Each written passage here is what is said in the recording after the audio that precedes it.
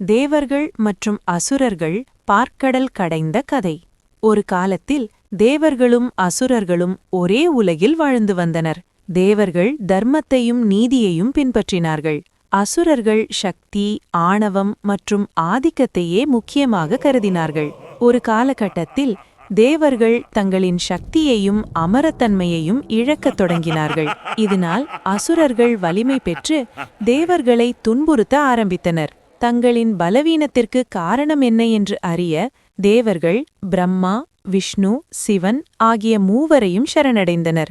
விஷ்ணு பகவான் தேவர்கள் மீண்டும் சக்தி பெற ஒரே வழி அமிர்தம் எனப்படும் தெய்வீக பானத்தை பெற வேண்டும் என்று கூறினார். அந்த அமிர்தம் பார்க்கடலின் ஆழத்தில் மறைந்திருந்தது. அந்த அமிர்தத்தை பெற பார்க்கடலை கடைய வேண்டும் என்று விஷ்ணு கூறினார்.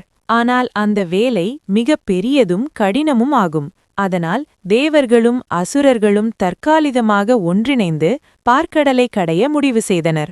பார்க்கடலை கடைய மந்தரமலை கருவியாகவும் வாசுகி நாகம் கயிறாகவும் பயன்படுத்த தீர்மானிக்கப்பட்டது. மந்தரமலை கடலின் நடுவில் வைத்து வாசுகியை அதன் சுற்றிலும் சுற்றினர்.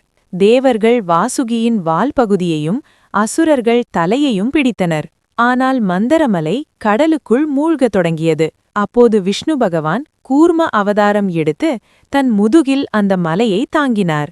அதன் பிறகு பார்க்கடல் கடைய தொடங்கப்பட்டது. கடல் கடையப்படும்போது பல அற்புதங்கள் வெளிவந்தன.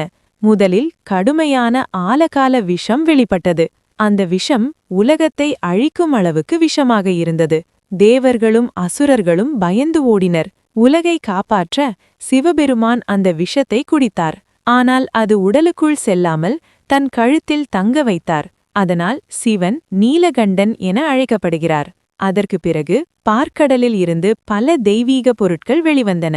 காமதேனு என்ற புனித பசு, ஐராவத யானை, உச்சை ஸ்ரவஸ் என்ற வெள்ளை குதிரை, கற்பக விருட்சம், அப்சரைகள், சந்திரன், லக்ஷ்மி தேவி ஆகியோர் வெளிப்பட்டனர். ஒவ்வொன்றும் தேவர்களுக்கும் உலகுக்கும் பெரும் நன்மை செய்தன.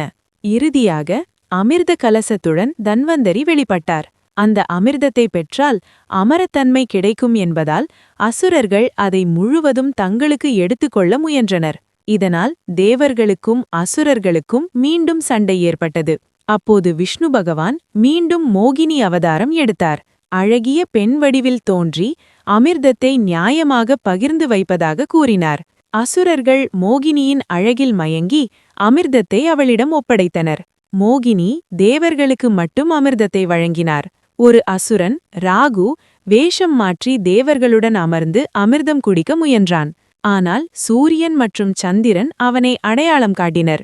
உடனே விஷ்ணு பகவான் தனது சுதர்சன சக்கரத்தால் ராகுவின் தலையை வெட்டினார். ஆனால் அமிர்தம் தொண்டையை தொடர்ந்ததால் ராகு அமரனானான். அதனால் ராகு கேது என்ற கிரகங்கள் உருவானதாக கூறப்படுகிறது. அமிர்தம் பெற்ற தேவர்கள் மீண்டும் சக்தி பெற்று அசுரர்களை வென்றனர். தர்மம் மீண்டும் நிலைநாட்டப்பட்டது. இந்த பார்க்கடல் கடைந்த கதை உலகில் நல்லதும் கெட்டதும் இணைந்து செயல்பட்டாலும் இறுதியில் தர்மமே வெல்லும் என்பதை உணர்த்துகிறது. தியாகம், பொறுமை, ஒற்றுமை, சுயநலமின்மை ஆகியவை வாழ்க்கையின் முக்கிய பாடங்கள் என்பதையும் இந்த கதை நமக்கு கற்றுத்தருகிறது.